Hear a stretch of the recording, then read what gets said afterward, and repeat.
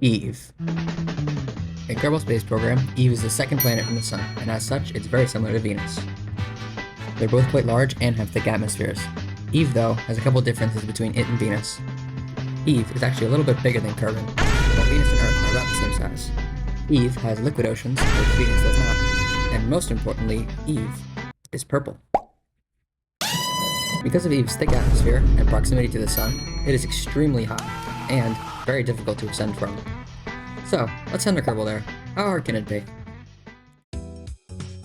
First, we need to figure out how we're actually going to get our Kerbal from orbit to the surface of Eve. Now, landing on Eve is the easy part, since it has an atmosphere. We can just use parachutes to land whatever we want. The problem with Eve is returning from it. Due to its high gravity and thick atmosphere, it requires a monstrous amount of delta V to ascend from Eve. The amount of delta V needed to orbit Eve is actually double what is needed to orbit Kerbin, meaning that whatever we land on Eve needs to be about the size of a regular Kerbin launch vehicle. This actually isn't a particularly tall order, since orbiting Kerbin is much easier than orbiting Earth. However, we'll take some extra considerations, such as a few extra boosters, and some extra fancy staging. Now all there's left to do is just slap in the science experiments, and get it going. Wait, I should probably talk about why we're actually going to Eve. Now, the whole reason we're going to Eve is because going to Eve can provide us with lots and lots of important data, which is important for increasing our understanding of rocket science. While our space program's current technology is great, it isn't enough, especially not if we want to conquer the entire galaxy.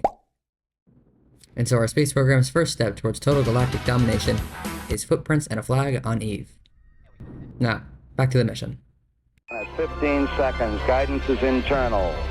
12, 11, 10, 9, ignition sequence start.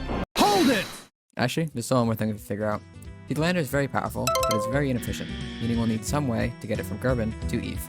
And we'll need some way to get it from Eve back to Kerbin after it's used all of its fuel to ascend from Eve. This is also not a particularly tall order. Well, I mean, it wouldn't be if the Eve lander wasn't fucking massive. To accomplish this monumental undertaking, our engineers have developed this: the Eve spacecraft. At the front of the spacecraft, there's the Eve lander. Then there's the command module to hold the astronauts, the booster to provide thrust, and these three massive fuel sections that provide fuel to the booster. All in all, this is the most capable spacecraft the program has ever built. There is just one small problem with it. While the craft is absolutely massive, which is part of the reason it needs that many big fuel tanks, the more concerning part is the length, which is almost 60 meters long. For context, the largest part in the game, the Kerbinine S4512, is about 15 meters long. You would need about 4 of them to match the length of this ship. While the program could conceivably make a launch vehicle capable of lifting that much mass into orbit, building one that can bring something of that size to orbit would be impractical, so we'll need a different solution. One solution to the problem is something we in the business call Orbital assembly, where instead of launching one huge rocket with the entire payload, you launch many small rockets with smaller payloads used to build the main ship. This, though, presents another problem. Rockets are not cheap. Just building launch vehicles powerful enough to bring these heavy payloads into orbit costs hundreds of thousands of funds, which the program technically has, but I don't really want to spend. One way we can reduce the cost of rocket launches is by reusing the rocket parts. Luckily, the program has already dipped its toes into recoverable rockets with its orbital transport system. This program is revolutionary, launching a massive spaceplane into orbit to deploy a payload, and then recovering the spaceplane back at the runway. This revolutionary idea that has never been tried by any space agency ever until now can save the program around 30,000 funds per launch, which, after 5 launches, is enough to build another rocket. Terrific. Since Eve's module of the Eve spacecraft fits snugly inside the cargo bay of the orbital transport system, we'll have to launch 5 missions to fully assemble the spacecraft, plus an extra rocket to bring up the lander. So, with the issue of launch vehicles figured out, we can now officially begin the mission.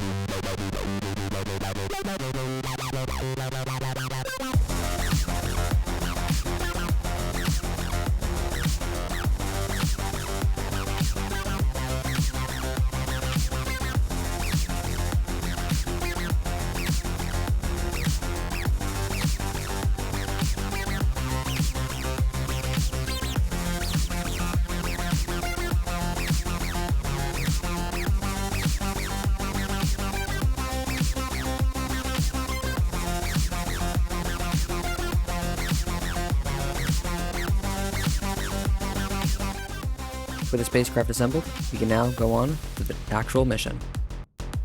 Now, I thought this was going to be fairly simple. Just go to Eve, and then deorbit around Eve with a lander, and land with parachutes. Sounds simple. Yeah, you would think. Due to a handful of complications during the landing, this part of the mission took me 6 hours to complete. But we'll talk about those as they come. For now, let's just get on with the rest of the mission. 3, 2, 1, go!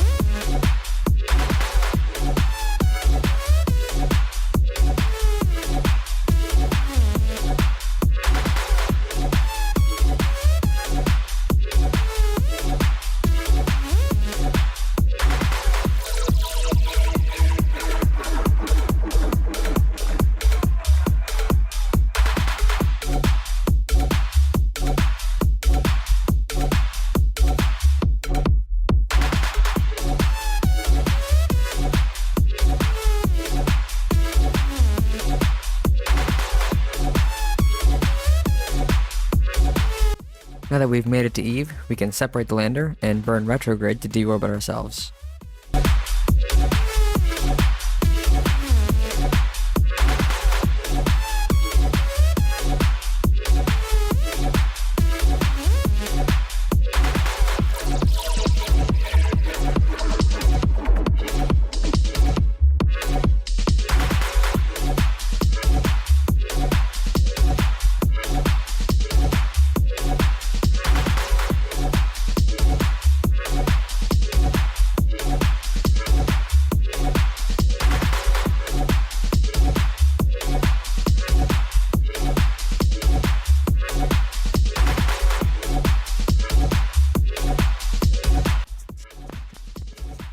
Once we make it down to about 90 kilometers, we'll open up the heat shield, make sure it's pointed the right way, and then burn up in the atmosphere.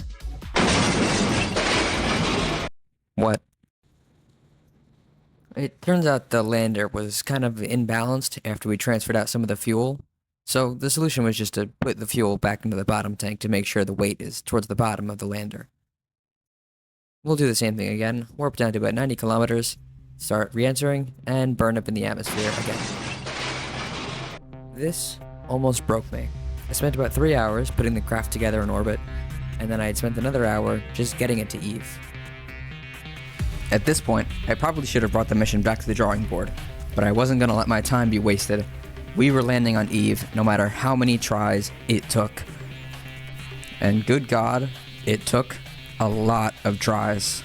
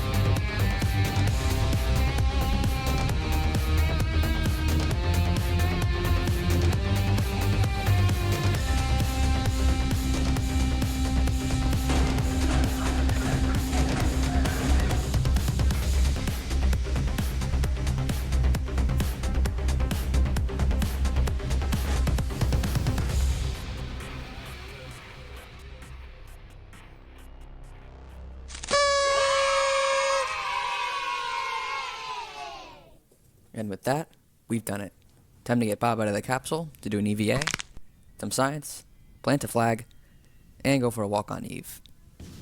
After that, we'll climb the ladder, get back in the capsule, and prepare to take off. 12, 11, 10, 9, ignition sequence start. 6, 5, 4, 3, 2, 1, 0.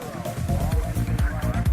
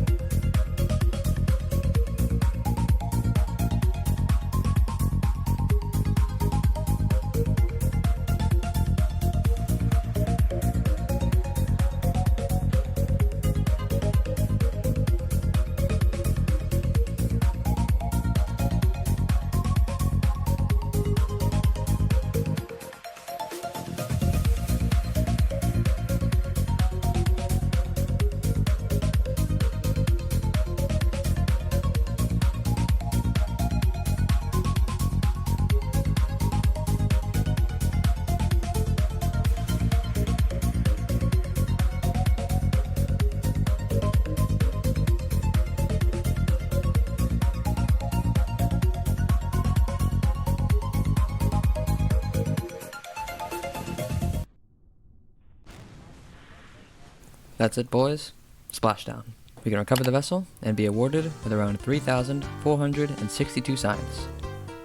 And that's the end of the mission. I hope you all had fun. I sure didn't. Join me next time when we'll be going to all 5 moons of Jewel.